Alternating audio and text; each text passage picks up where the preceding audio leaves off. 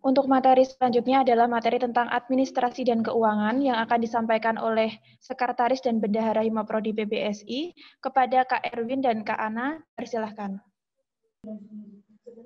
Mungkin cukup itu yang bisa kami sampaikan dari saya dan juga Erwin selaku Sekretaris 1 dan juga saya selaku Bendahara 1. Mohon maaf yang sebesar-besarnya apabila terjadi kesalahan dalam bertindak atau bertutur kata. Selebihnya mohon maaf. Wassalamualaikum warahmatullahi wabarakatuh. Untuk selanjutnya kami serahkan lagi kepada pembawa acara.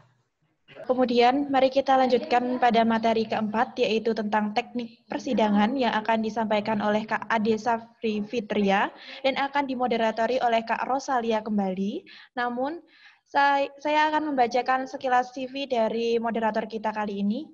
Nama, Rosalia Aisyah Rahmawati, tempat tanggal lahir, Magelang, 15 Oktober 2000, alamat di Kerajaan 1 RT 15 RW 5 Secang Kabupaten Magelang. Moto hidup menjadi manusia yang bermanfaat bagi orang.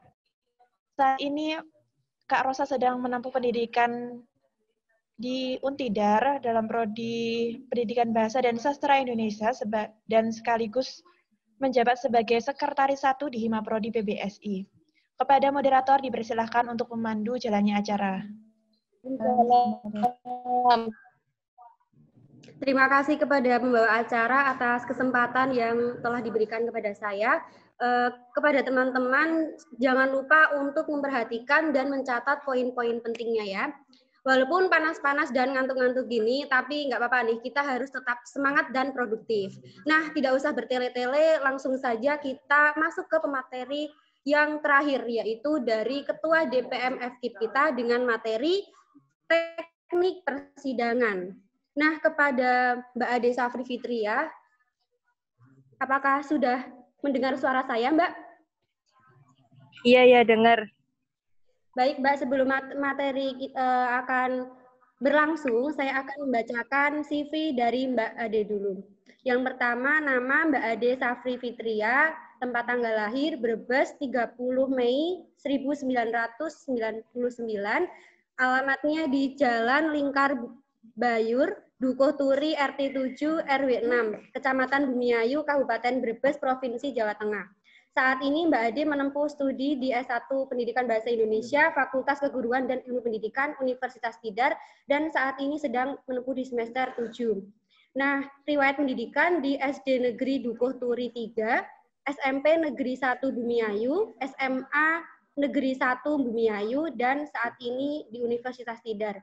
Riwayat organisasi, UKM Pramuka, Gerakan Mahasiswa Nasional atau GMNI, Ketua Himaprodhi PBSI periode 2019-2020, Kepala Departemen Pengembangan Organisasi Ikatan Mahasiswa Bahasa dan Sastra Indonesia atau IMAPSI, wilayah Jawa Madura pada tahun 2019-2021. Selanjutnya Kepala Divisi Kekeluargaan Remaja Keluarga Pelajar Mahasiswa Daerah Brebes atau KPMDB, Komisariat Universitas Tidar 2020, dan Ketua Umum DPM FKIP 2020-2021. Riwayat prestasinya, peraih nilai tertinggi UNBK, peminatan sosiologi se-Kabupaten Brebes tahun 2017, juara 1 Lomba Cermat Berbahasa FKIP 2018, juara 1 kompetisi debat Mahasiswa Indonesia atau KDMI Universitas Tidar 2019, dan juara 2 kompetisi debat Mahasiswa Indonesia atau KDMI Universitas Tidar 2020. Langsung saja kepada Mbak Ade Safri Fitria, saya persilahkan.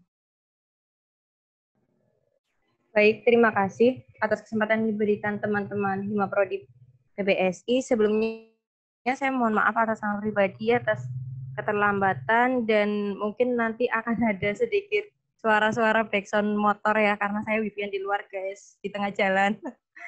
Nah, semoga harap dimaklumi. Selamat datang teman-teman Himaprodhi, teman-teman PBSI 2020.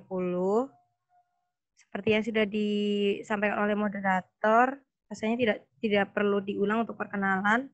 Kebetulan saat ini saya sedang diamanai menjadi Ketua Himaprodhi PBSI 2020. Mohon maaf, Ketua DPM FKIP 2020. Sebentar. Ada backsound kan?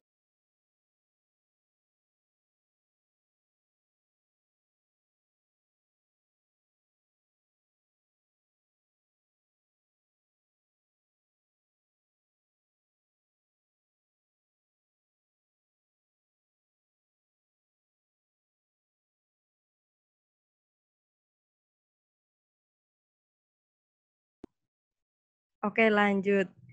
Ini teman-teman insya Allah udah siap semua ya untuk menerima materi. Slide-nya akan saya paparkan terlebih dahulu.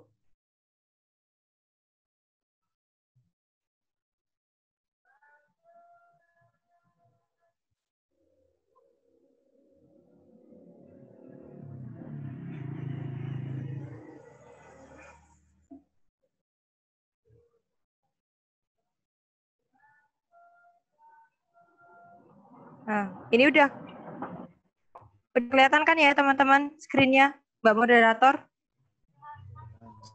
Ya, Mbak. Siap. Oke, kita masuk materi ya teman-teman, teknik persidangan. Ada pepatah yang mengatakan bahwasannya aku berpikir maka aku ada, aku mendengar maka aku berbicara, dan aku melihat maka aku merasakan. Nah, hal ini saya kaitkan dengan proses persidangan teman-teman. Jadi di dalam persidangan itu kita belajar tentang bagaimana kita berpikir kritis, berpikir lihat dalam manajemen kondusivitas forum, kemudian kita harus mendengar bagaimana pendapat orang lain, dan juga kita dituntut untuk bisa menyampaikan argumen atau berbicara dalam hal ini. Kemudian dari kemampuan kita dapat berpikir, mendengar, dan berbicara, kita dengan melihat juga kita akan merasakan segala sesuatu yang ada di forum persidangan. Nah, apa itu persidangan? Mari kita belajar bersama teman-teman terkait apa itu persidangan. Nah, terkait persidangan. Bentar. Persidangan. Sidang merupakan forum formal suatu organisasi guna membahas masalah tertentu dalam upaya menghasilkan keputusan yang akan menjadi sebuah ketetapan dan aturan-aturan yang jelas. Jadi secara umum persidangan adalah suatu forum nih teman-teman, di mana satu orang bertemu dengan orang yang lain, membentuk suatu kelompok untuk membahas suatu hal atau permasalahan. Nah, dengan adanya pembahasan suatu permasalahan ini, diharapkan melalui sidang, forum tersebut dapat menemui sebuah keputusan. Nah, keputusan yang diraih oleh forum persidangan nantinya akan menjadi sebuah ketetapan atau aturan-aturan. Seperti itu. Kemudian keputusan dari persidangan akan mengikat seluruh elemen organisasi selama belum diadakan perubahan. Maksudnya adalah ketika misal nih teman-teman Himapro-Prodi PBSI mengadakan sidang atau kongres KMPBSI. Nah, artinya ketetapan yang dihasilkan oleh teman-teman Himapro-Prodi PBSI berarti mengikat seluruh pengurus Himapro-Prodi PBSI maupun KMPBSI atau mahasiswa umum program studi pendidikan bahasa sastra Indonesia seperti itu. Jadi bersifat menjadi kesepakatan bersama seperti itu, mengikat seluruh elemen yang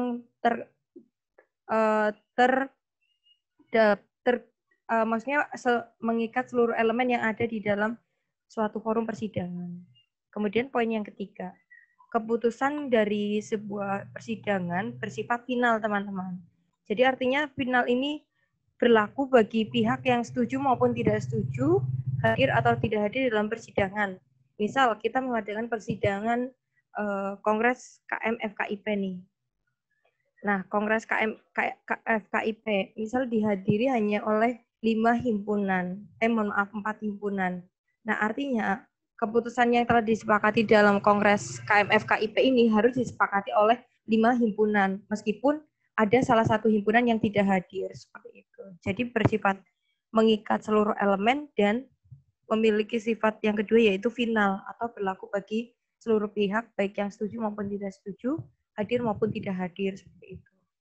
Nah, esensi dari persidangan ini kan pembelajaran untuk bermusyawarah atau memahami nilai-nilai demokrasi, teman-teman. Jadi di sini diajarkan tentang bagaimana kita mengelola argumentasi, menghargai argumentasi orang lain, bahkan menerima argumen-argumen kita yang tidak disepakati atau tidak diterima oleh forum, seperti itu. Lanjut. Aspek-aspek mekanisme dan teknik persidangan. Kita akan membahas terkait dengan macam-macam persidangan. Yang kedua, tujuan sidang, unsur persidangan, istilah dalam persidangan, dan prosedur dalam persidangan. Jadi akan ada pembahasan 5 aspek seperti itu.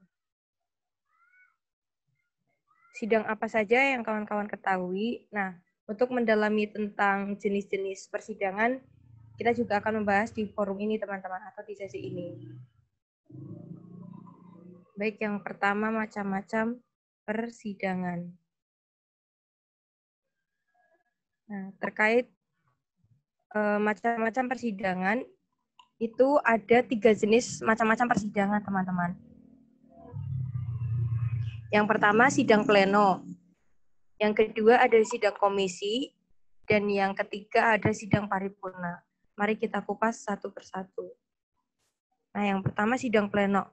Sidang pleno ini dihadiri oleh seluruh peserta dan peninjau sidang. Kemudian dipimpin oleh presidium sidang, dipandu oleh steering committee atau panitia, dan membahas serta memutuskan segala sesuatu yang berhubungan dengan permusyawaratan, seperti jadwal, tata tertib, dan pemilihan presidium tetap. Nah, gambarannya seperti ini, teman-teman, terkait dengan sidang pleno. Misal kita akan mengadakan sidang keluarga mahasiswa FKIP 2020. Nah, sidang pleno ini artinya harus dihadiri oleh seluruh peserta penuh maupun peserta peninjau. Nah, di dalam kepesertaan itu, kenapa ada peserta penuh dan peserta peninjau? Karena nanti juga kita akan membahas perbedaan kedua sifat peserta tersebut, teman-teman. Jadi pada intinya sidang pleno itu adalah sidang, kasarannya sidang yang besar atau sidang yang utama seperti itu. Karena dihadiri oleh seluruh peserta sidang. Nah, dipimpin oleh presidium sidang. Presidium sidang ini biasanya adalah orang yang sudah dipilih sebagai presidium tetap di kongres atau persidangan sebelumnya. Misal, Mas Epit dan Mas Singgih menjadi presidium tetap Kongres FKIP 2019. Nah, di Kongres KMFQ 2020, artinya Mas Epit dan Singgih menjadi presidium sidang di sidang pleno, teman-teman. Nah, kemudian sidang pleno ini bertujuan untuk membahas, memutuskan segala sesuatu yang berhubungan dengan permusyawaratan. Nah, jadi nanti dalam sesi kongres itu akan ada 3 jenis sidang yang seperti tadi saya sebutkan, sidang pleno, sidang komisi, dan sidang paripurna. Nah, yang di awal ini, teman-teman, sidang pleno ini membahas segala hal yang berkaitan dengan teknis secara keseluruhan, mulai dari jadwal kongres, tata tertib kongres, dan pemilihan presidium tetap. Nah, karena tadi Mas Ebit berkedudukan hanya sebagai presidium sementara, jadi nantinya setelah memasuki sidang komisi, Mas Ebit dan Mas Sigi ini digantikan oleh presidium tetap. Seperti itu. Penyampaian saya terlalu cepat enggak, Mbak Moderator? Mbak Rosa? Tidak, Mbak. Oke. Gimana? Terlalu cepat. Oke. Saya kurangi tempo saya. Mohon maaf. Jadi seperti ini, sidang itu terdiri atas 3 jenis sidang. Yang pertama sidang pleno, sidang komisi, dan sidang paripurna. Nah, di sidang pleno ini bisa kita katakan sebagai sidang utama atau sidang besar.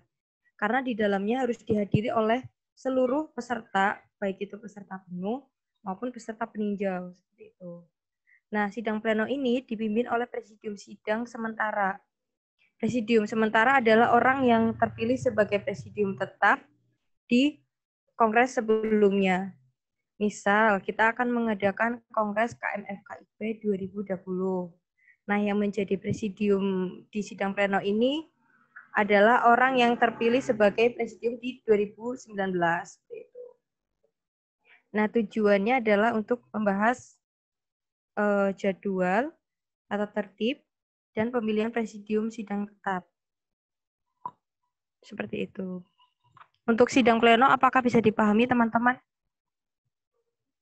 Oke, lanjut.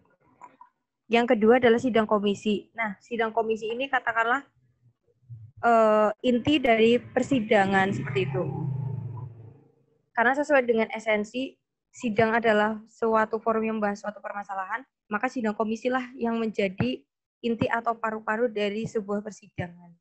Bedanya seperti ini teman-teman. Misalkan sidang pleno itu dihadiri oleh seluruh tadi 5 himpunan misal untuk sidang FKIP. Nah, sedangkan sidang komisi ini hanya dihadiri oleh delegasi-delegasi dari 5 prodi tersebut. Misal sidang pleno Kongres KMF KIP dihadiri 5 program studi. Nah, seluruh peserta yang ada di daftar hadir misal ada 20 orang. Nah, berarti sidang komisi ini katakanlah akan membentuk 4 komisi. Berarti dibagi menjadi 5-5 untuk setiap komisinya. Nah, tujuannya pembagian sidang komisi ini adalah untuk mempercepat atau mengefektifkan waktu pembahasan atau isu-isu permasalahan di dalam kongres. Biasanya sidang komisi itu dibagi untuk membahas ADART organisasi, garis besar haluan keorganisasian, dan pedoman pokok organisasi, seperti itu. Sidang komisi diikuti oleh anggota masing-masing komisi. Anggota komisi ialah peserta penuh dan peninjau, seperti tadi, dibagi atas sejumlah delegasi yang ada, dan ditentukan saat sidang pleno, seperti tadi di awal. Sidang pleno kan untuk menentukan semua hal yang berkaitan dengan teknis keseluruhan, seperti itu. Dan biasanya dipimpin oleh ketua sidang komisi. Artinya dalam hal ini, orang yang terpilih menjadi presidium atau pimpinan utama kongres persidangan tidak bertugas, digantikan oleh seorang ketua sidang komisi. Nah, pimpinan sidang komisi dipilih dari, oleh, dan untuk anggota komisi tersebut. Dan tujuan dari sidang komisi ini membahas materi-materi yang menjadi tugas komisi, seperti tadi. Misal komisi A membahas anggaran dasar, anggaran rumah tangga, Hima Prodi BBSI. Kemudian komisi B misal membahas GBHK, Hima Prodi BBSI, dan komisi C membahas PPO, Hima Prodi BBSI. Itu yang membedakan sidang pleno dan sidang komisi. Jadi sidang pleno itu membahas secara keseluruhan teknis dan kebutuhan sidang, sedangkan sidang komisi membahas pembagian topik-topik tertentu, seperti itu. Dan yang terakhir ada sidang paripurna. Nah, sidang paripurna ini kembali seperti sidang pleno, teman-teman, dihadiri oleh seluruh peserta penuh maupun peninjau. Dan permusyawaratan ini kembali dipimpin oleh presidium sidang.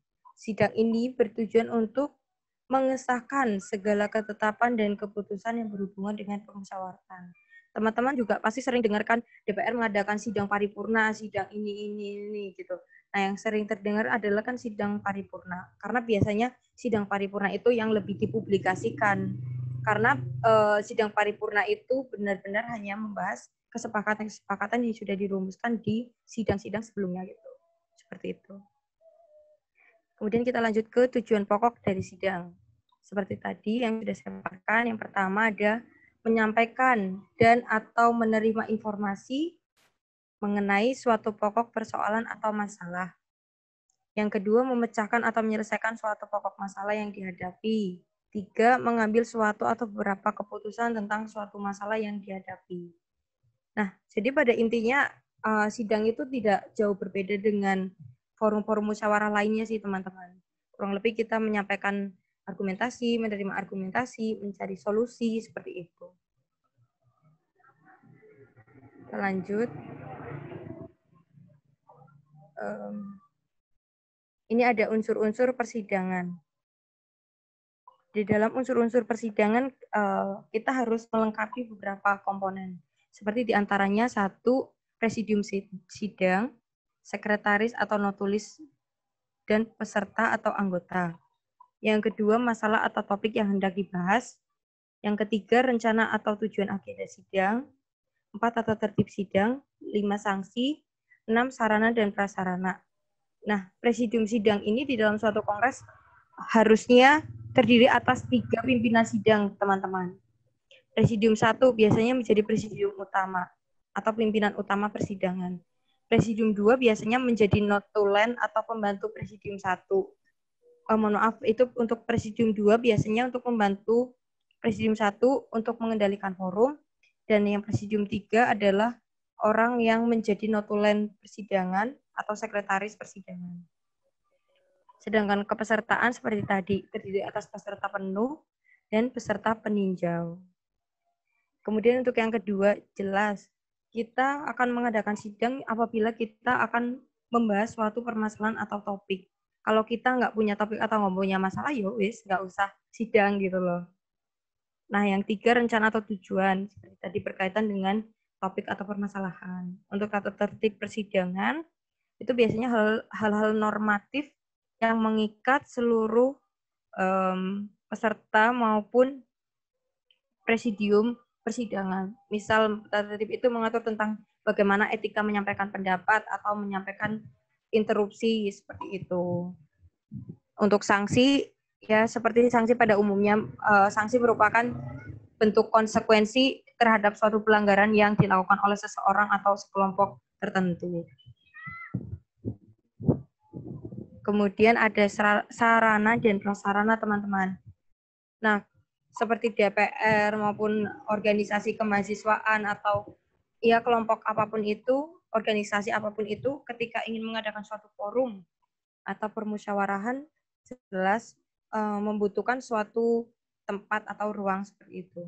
Nah, di dalam ruang harus memuat peralatan atau perlengkapan-perlengkapan yang mendukung.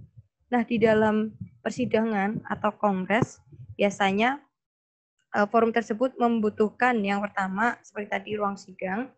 Yang kedua, podium pimpinan sidang, atau bisa digantikan hanya sebatas meja dan kursi peserta sidang. Kemudian ada palu sidang, ada draft pembahasan konsideran sidang, pengeras suara atau pelantang suara, LCD proyektor, laptop, dan printer. Nah, untuk ruang jelas digunakan untuk diduduki oleh presidium sidang maupun peserta sidang. Sedangkan podium atau meja kursi presidium dan peserta itu digunakan untuk menjadi lokasi atau posisi yang sekiranya bisa diduduki oleh presidium maupun peserta. Nah, kita lanjut ke kriteria pimpinan sidang. Nah, terkait dengan pimpinan sidang ya, teman-teman. Karena tadi di dalam unsur forum persidangan memuat dua pihak, yaitu pimpinan sidang dan peserta sidang, maka dari itu kita perlu membahas terkait dengan kriteria pimpinan sidang atau presidium. Nah, barangkali istilah presidium ini cukup asing di telinga teman-teman, ya wajar karena memang di dunia orang yang menggunakan persidangan, kongres, atau hal-hal sejenisnya. Nah, di dalam persidangan kita memerlukan pimpinan sidang atau presidium sidang. Presidium merupakan pihak yang berhak mengatur dan bertanggung jawab atas jalannya persidangan. Ya, kasarnya kalau kita forum nggak formal itu, kita memerlukan moderator seperti itu. Nah, di dalam persidangan itu kita memerlukan seseorang yang seperti moderator, tetapi bertugas lebih formal dan diistilahkan sebagai PIMSID, pimpinan sidang atau presidium. Biasanya kriteria pimpinan sidang ini, 1, berwawasan luas, 2, bijaksana, adil, dan tegas. Kenapa harus berwawasan luas? Karena jelas orang yang harus mengontrol keadaan forum, kondisi forum, pembahasan forum. Kalau misal aku nih, orangnya kuper, orangnya nggak tahu topik permasalahan dalam persidangan, kok tiba-tiba dijadikan sebagai presidium sidang, ya jelas persidangan tersebut akan terselenggara tidak secara efektif atau efisien. La ilaha illallah Muhammadur Rasulullah. Oke, lanjut ya teman-teman. Terkait dengan wawasan itu diperlukan untuk menjadi fondasi ya bagi seorang pemimpin sidang untuk mengontrol forum persidangan itu sendiri. Sedangkan bijaksana artinya seorang pemimpin sidang haruslah mampu menakar mana hal yang sekiranya perlu diterima forum, mana yang dirasa bukan diterima untuk forum, maksudnya mana hal yang sekiranya perlu diperbolehkan untuk disampaikan di sebuah forum, mana yang sekiranya tidak perlu disampaikan dalam sebuah forum persidangan, seperti itu. Adil dan tegas. Nah, adil biasanya di sini harus dijaga netralitas seorang pimpinan sidang. Tegas karena pimpinan sidang adalah orang yang mengendalikan forum, jadi memang harus orang-orang yang mampu memberikan sikap-sikap yang yang sesuai dengan keadaan forum saat itu. Misal, katakanlah forum persidangan itu dipimpin oleh saya, sedangkan saya bukan orang yang tegas. Nah, ternyata kondusivitas Kongres FKIP ini sangat tidak terkendali lah, ibarat rame, ribut sendiri dan lain-lain. Tapi saya karena nggak enakan dan nggak berani tegas, ya udah, jadi forum dibiarkan tidak secara kondusif seperti itu. Nah, ini mengapa pada akhirnya sikap tegas sangat diperlukan sebagai fondasi atau sebagai kriteria pimpinan sidang seperti itu. Kemudian kita lanjut ke hak-hak peserta sidang. Nah, ini teman-teman, kita akan membahas terkait dengan perbedaan peserta penuh dan peserta peninjau dalam persidangan. Seperti yang pertama, peserta penuh biasanya memiliki hak bicara, hak suara, hak memilih, dan hak pilih. Sedangkan peserta peninjau hanya memiliki hak berbicara. Nah, apa sih bedanya beberapa hak yang ada di sini? Yang pertama, hak bicara ya teman-teman. Hak bicara yaitu hak yang dipergunakan untuk yang pertama bertanya, mengeluarkan pendapat, mengajukan usulan ya atau berargumen kepada pimpinan sidang baik secara lisan maupun tulisan. Itu untuk hak bicara. Misal saya mengikuti Kongres Persidangan Hima Prodi BPSI. Nah, yang menjadi pimpinan sidang misal Mas Singgi. Saya mengajukan hak saya seperti ini, misal izin pimpinan sidang yang terhormat. Nah, setelah Singgi mempersilahkan saya, berarti saya langsung menyampaikan argumen. Jika saya boleh berpendapat, saya ingin menyampaikan beberapa argumen saya terkait poin A, misal A, B, C, D, E, F, G terus kayak gitu. Apa aja poin-poin argumen kita. Gitu. Kalau untuk hak suara, berarti hak yang digunakan untuk mengambil sebagian keputusan. Artinya, misal di dalam suatu persidangan tidak menemukan kata mufakat. Misal saya mengajukan argumen A, Mbak Rosa mengajukan argumen B. Nah, di situ kami cekcok, bukan cekcok dalam artian berantem ya, tapi beradu argumen. Nah, artinya di sini Mas Singgi sebagai pimpinan sidang harus memberikan kebebasan hak suara forum untuk mengadakan suatu voting seperti itu. Nah, voting ini ditujukan untuk menengahi argumen saya dan argumen Mbak Rosa seperti itu. Kemudian hak memilih, yaitu hak untuk menentukan pilihan dan pemilihan. Nah, seperti itu bedanya. Hak suara biasanya untuk menentukan kesepakatan atau keputusan terhadap opsi atau argumen, sedangkan hak memilih digunakan untuk menentukan pilihan kedudukan tertentu. Misal untuk memilih presidium tetap, presidium 1, 2, 3, seperti itu. Sedangkan hak dipilih, berarti setiap orang yang ada di dalam forum sebagai peserta bisa mencalonkan diri untuk menjadi pimpinan sidang, seperti itu. Sedangkan hak peserta peninjau ya itu, hanya memiliki hak berbicara, artinya hanya boleh memberikan pandangan-pandangan, argumentasi, atau pendapat lah, tapi tidak berhak untuk memberikan hak suara. Intinya peserta peninjau itu tidak berhak untuk memberikan suatu keputusan apapun. Dan istilah-istilah dalam persidangan ada istilah musyawarah, opsi, lobbying, voting, pending, atau skorsing. Nah, musyawarah, ya teman-teman saya rasa sudah paham apa itu musyawarah. Sedangkan opsi, usulan pendapat yang diberikan oleh peserta sidang. Nah, pendapat di dalam forum sidang itu biasanya disebut dengan istilah opsi. Seperti itu. Nah, lobbying ini kurang lebih cara atau mekanisme yang ditempuh apabila terjadi tidak bertemunya suatu keputusan seperti tadi. Misal argumen saya dan argumen Mbak Rosa nggak bisa diputuskan di dalam forum. Akhirnya kita mengadakan lobbying gitu. Nah, saya dengan Mbak Rosa dipisahkan dari forum, terus bertemu di suatu ruang tertentu untuk melakukan lobbying. Katakanlah negosiasi, kasarannya seperti itu lobbying. Nah, voting ini yang dilakukan apabila sistem lobbying tidak menemukan hasil. Misal saya Mbak Rosa sudah melakukan lobbying tapi nggak ada kesepakatan, akhirnya kita mengadakan voting. Forum berhak mengajukan pendapat, bukan pendapat ya, langsung keputusan, lalu suara terbanyak yang dianggap menjadi suatu kesepakatan forum. Sedangkan pending atau skorsing itu jeda dalam persidangan. Misal kita saat ini mengadakan sidang tapi akan ada sholat asar, nah kita mengadakan pending. Misal sidang dilakukan selama 2 hari, tetapi tidak mencukupi pembahasannya. Akhirnya kita mengskorsing hari kedua dan melanjutkan persidangannya di hari ketiga.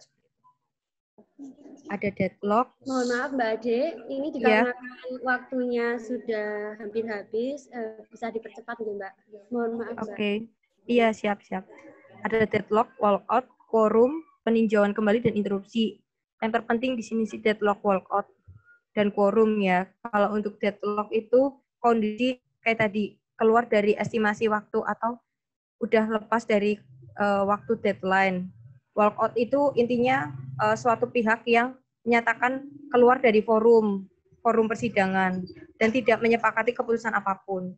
Sedangkan quorum itu syarat sah suatu persidangan, biasanya sejumlah 50 plus 1. Misal anggota Hima Prodi ada 40. Nah, kesepakatan bisa dianggap sah apabila peserta terdiri atas 21 orang atau lebih, seperti itu. Ini untuk pelaksanaan interupsi. Ini masih panjang ya ternyata. Nah, ini aja hal yang fundamental. Biasanya 1 kali ketukan palu itu berarti menerima dan menyerahkan pimpinan sidang atau mengesahkan keputusan atau mencabut skorsing. Jadi ketukan palu itu ada beberapa jenis teman-teman, 1 kali ketukan, 2 kali ketukan, 3 kali ketukan. Nah, 1 kali ketukan biasanya memutuskan atau memberikan kesepakatan. Sedangkan 2 kali ketukan biasanya untuk menentukan waktu skorsing atau menyerahkan palu sidang ke pihak presidium tetap. Sedangkan 3 kali ketukan biasanya untuk membuka dan menutup forum persidangan, dan ketukan yang berulang kali biasanya digunakan untuk memperingati forum agar kembali ke kondusivitas. Kurang lebih ini kalimat-kalimat yang digunakan untuk membuka sidang, menutup, mengalihkan pimpinan sidang. Misal nih, pembuka sidang.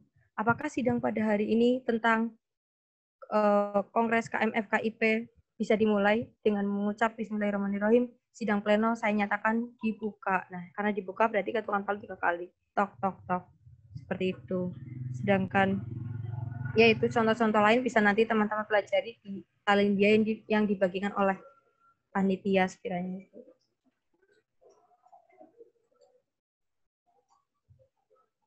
Mungkin itu Mbak Panitia dan teman-teman Hima Prodi PPSI, karena keterbatasan waktu dan karena kita daring, jadi belum bisa mengadakan simulasi forum persidangan ya, karena keterbatasan waktu dan tempat. Nah, mungkin nanti teman-teman bisa mempelajari lebih rinci dari salindia yang dibagikan, dan apabila ingin ada hal yang perlu ditanyakan, boleh nanti dari teman-teman panitia menjembatani untuk menanyakan segala sesuatunya dan bisa sharing lebih enjoy. Sekian dari saya, kurang lebihnya mohon maaf. Sekian. Baik, terima kasih. Itu tadi materi yang luar biasa yang sudah disampaikan oleh Ketua DPM FIP kita, Mbak Ade Safri Fitria. Silakan bagi teman-teman yang ingin bertanya, saya buka 2 penanya saja. Dengan cara mengetik di kolom chat atau kolom komentar ya, dengan kalimat saya ingin bertanya, seperti itu. Nanti yang sudah saya tunjuk, silakan untuk mengaktifkan mikrofonnya.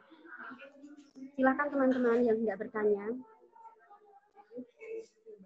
Baik, jika belum ada yang ingin ditanyakan, nanti jika teman-teman hendak bertanya tentang teknik persidangan, bisa melalui media email atau bisa di grup WhatsApp seperti itu ya.